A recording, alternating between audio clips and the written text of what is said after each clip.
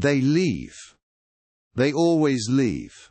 First it was your best friend, then your partner, then the colleague you trusted. You replay every conversation, dissect every moment, searching for the fatal flaw. The pattern is brutal. The pattern is relentless. You're not the first to face this nightmare. 2,000 years ago, Seneca knew this pain intimately. His closest friends betrayed him. His emperor, Nero, turned against him. Even his own student ordered his death. Yet in his final letters, Seneca revealed something profound about abandonment. The question that tortures you, "What's wrong with me?" is the wrong question entirely. It assumes the fault lies within you. It assumes you're broken. But what if the abandonment isn't about your worth? What if it's revealing something far more important about the nature of human attachment itself? If you're finding value in this, hit subscribe so you don't miss what's coming next. There's something darker at work here, something you haven't recognized yet. Your very desperation to keep people close is what drives them away. Seneca warned us about this trap 2,000 years ago. He said that what we chase runs from us, while what we release comes to us freely. Your neediness creates an energy that others can feel instinctively. It's the difference between magnetic confidence and desperate hunger. When you're desperate, you stop being someone others want to be around. You become a vacuum of need, constantly taking, never giving. People sense this imbalance at a primal level. They feel drained just thinking about you. This is why the more you chase, the faster they run. It's not personal, it's physics. Energy seeks balance. And desperate energy is inherently unbalanced. The solution isn't to need people less, it's to become someone worth needing. But first, you must understand what makes you worthy in your own eyes.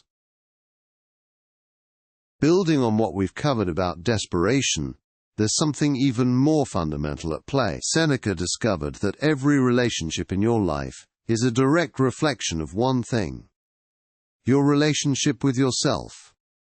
If you constantly criticize yourself, you'll attract people who do the same. If you abandon yourself first, others will follow that pattern. Seneca practiced daily self-examination, but not the kind you think. He didn't tear himself apart looking for flaws. He observed himself with the same compassion he'd show a friend. There's a massive difference between self-improvement and self-acceptance.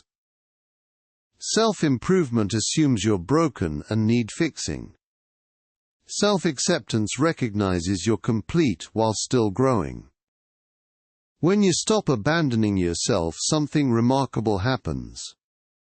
You become magnetic to people who see your true worth. Because you finally see it yourself. Building on what we've covered, here's where everything changes. The very loneliness you're running from is your greatest teacher. Seneca called it amor fati. Love your fate, but more than that, love what breaks you. Most people fight their isolation like drowning swimmers fighting the water itself. They thrash. They panic. They exhaust themselves trying to escape what could save them. But when you resist solitude, you broadcast desperation. And desperation repels people faster than anything else. Seneca learned this the hard way. Exiled to Corsica for 8 brutal years. Stripped of power. Separated from everything he knew, left with nothing but his thoughts. At first he raged. He begged Emperor Claudius for mercy. He wrote letters dripping with desperation. But then something shifted. He stopped fighting his fate and started embracing it. He wrote his greatest works in exile. His philosophy deepened. His wisdom crystallized. The island that was meant to break him became the forge of his greatness. When you stop running from loneliness, you discover something profound. You realize you were never truly alone. You were just afraid to meet yourself. And in that meeting lies your liberation. The end of needing others to complete you. Here's the paradox that breaks most people's minds. The more desperately you grasp for connection, the faster it slips through your fingers. But the moment you learn to let go, people are drawn to you like gravity. Seneca understood this ancient truth about human nature. He wrote, "Nothing will ever please if you worry about losing it. When you love without possessing, you become irresistible."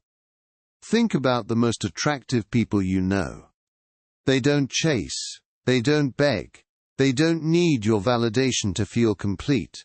They've mastered the art of caring deeply while holding lightly. This is what Seneca called preferred indifference. You can want good relationships while being completely fine without them. When you expect nothing, you become grateful for everything. And people feel that freedom radiating from you. They're no longer dealing with someone who needs them. They're encountering someone who chooses them. Now comes the final transformation. From abandoned to irreplaceable. From needy to necessary. Seneca discovered something extraordinary during his exile. While others schemed for his downfall, people traveled hundreds of miles just to seek his wisdom. What made him magnetic wasn't his wealth or position. It was his unshakable presence. Here's how you build that same magnetic presence. First, the morning practice of self-examination. Every morning, Seneca asked himself, "What weakness will I strengthen today? What virtue will I practice?" Second practice, radical honesty. No masks, no pretense. Just authentic strength. People are starving for authenticity in a world of performance. When you stop performing, you become irreplaceable. Third, the evening reflection. What did I learn today? How did I grow stronger? This daily growth creates an energy that others can't ignore. You become a source of strength, not a drain of energy. Fourth practice, controlled generosity. Give from strength, never from neediness. When Seneca gave advice, it came from wisdom, not validation seeking. People felt his solid foundation. Here's the paradox. The less you need people, the more they're drawn to you. Your desperation once repelled them. Your strength now attracts them. You've stopped chasing. You've started attracting. You've become the exception. If this opened your eyes, smash that like button and subscribe for more.